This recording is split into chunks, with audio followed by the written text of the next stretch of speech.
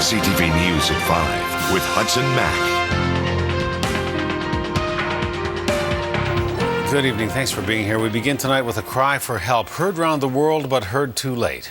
Her name was Amanda Todd. She was 15 years old, and she killed herself after years of being victimized by bullies in person and online. Less than a month before her death, the Port Coquitlam teen posted a video telling her heartbreaking story. And her tragedy once again demands that we find a way to stop bullies. CTV's Joe Perkins has her story. It's the story of Amanda Todd, told by Amanda Todd. The 15-year-old made this online video a few weeks ago describing to the world how she was constantly bullied. To see it now after it's happened, it's tough. It's tough to see that. At Reynolds High, you'd be hard-pressed to find a student who hasn't seen it. I saw it mainly on Facebook saying, "Rip Amanda Todd." Since taking her own life Wednesday, Todd's online cry for help has been seen around the world.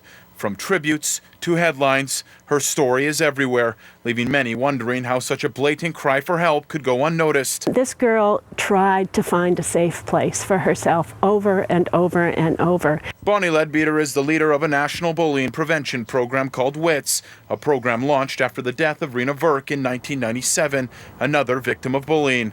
She says despite an international spotlight on Amanda Todd's struggles, a cure for bullying requires more than just attention. I would like to think that this was the end of suicides because of bullying.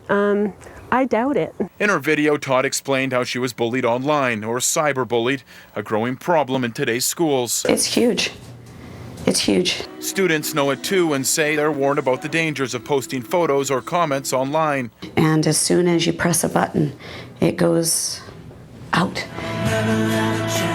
The BC Coroner Service is investigating Todd's death, calling the case complex. So we're, in a sense, I think investigation is trying to catch up with what's going on out there in the world. The investigation will examine everything from Todd's school and the support networks available to the effects of cyberbullying, something increasingly difficult to control. You know, if anybody finds a reasonable and practical way of doing this, would they please let us know? As the Coroner Service works to make its recommendations, the support for Todd continues.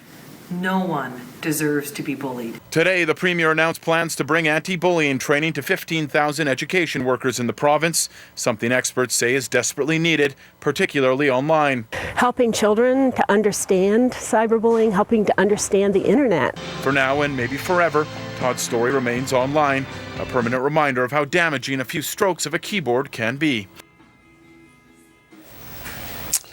CTV's Joe Perkins joins us now live with more. Joe, the RCMP are investigating as well, looking into Amanda Todd's death. What do we know about that? Hudson, RCMP are looking for tips right now. They'll be conducting interviews and reviewing and monitoring social media sites. Police won't comment on how bullying may have played a role in Amanda's death, but an RCMP sergeant did point out today that bullying ranks second among issues facing youth in the province. Substance abuse is first. As for the recommendations that could come from the coroner's investigation, don't expect them anytime soon. Investigators say they are going to take their time with this case. And for parents who are worried and for teens and others who might be being bullied, the best thing to do is to talk about it, right? Absolutely. Communication's number one, and that's what everyone will tell you. Just talk and be open.